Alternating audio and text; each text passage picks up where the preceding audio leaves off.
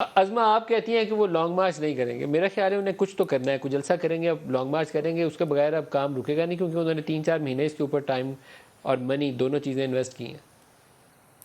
منی کون سی اپنی کی؟ نہیں، اتنا ضروری بھی نہیں ہے، انہوں نے تو 6 دن بعد 25 مئی کے 6 دن بعد واپس نہیں آنا تھا، وہ اس بات کو 6 مہینے ہو گئے، اور پھر پچھلے کوئی 5 جلسوں میں انہوں نے اہم اعلان کرنا تھا لانگ مارچ کے حوالے سے، وہ بھی نہیں ہوا۔ 2 ہی وجہ ہو سکتی ہیں، یا تو وہ طوطے نے فال نہیں نکالی، وہ مناسب وقت، اور وہ جو ہے وہ بھی نہیں آیا، ظاہر آپ کو پتا ہے وہ ہر کام مناسب وقت پہ کرتے ہیں،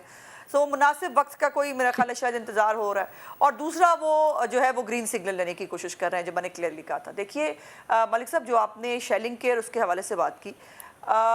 ہم نے خود جو ہے وہ پروٹیسٹ کیے ہیں، ہم کبھی بھی مسلم لیگ نون کسی پروٹیسٹ کے خلاف نہیں ہے، لیکن پروٹیسٹ کی آڑ میں فتنہ فساد پیدا کرنا، پروٹیسٹ کی آڑ میں آپ کو یاد ہوگا جو ڈی چوک کے اندر آگیں لگائی گئیں، جس طرح سے گرین بیلٹ جو ہے وہ جلائی گئیں، جس طرح والوں کو مارا گیا 25 مئی کو، جس طرح سے جو ہے وہ سرکاری عمارات پہ پتھراؤ کیا گیا،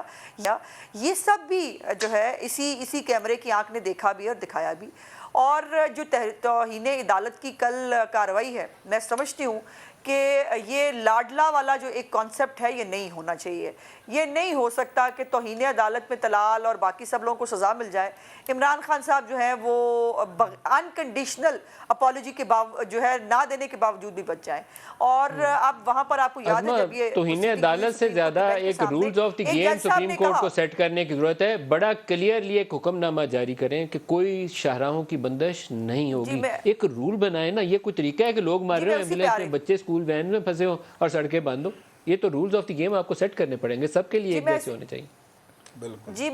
جی میں اسی پہ آ رہی تھی،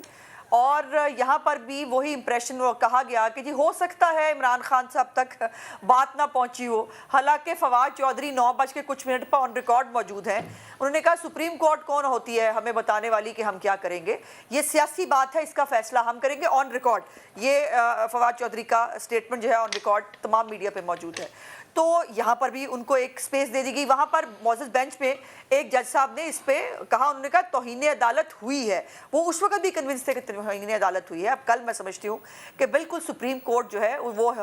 محافظ ہے پاکستان کے آئین کی، اس نے بھی حلف لیا ہوا ہے، اور پاکستان کی ریاست کو کسی فتنہ فساد کے لیے یرغمال نہیں بنایا جانا چاہیے۔ جو باقی چھوڑ دیں ہم کیا کہہ رہے ہیں، جو خود سپریم کورٹ نے فیصلہ جاری کیا تھا اس پہ امپلیمنٹ کروائیں ہر صورتحال میں، جو امپلیمنٹ نہیں کرتا پھر اس کو قانون کے حوالے کریں۔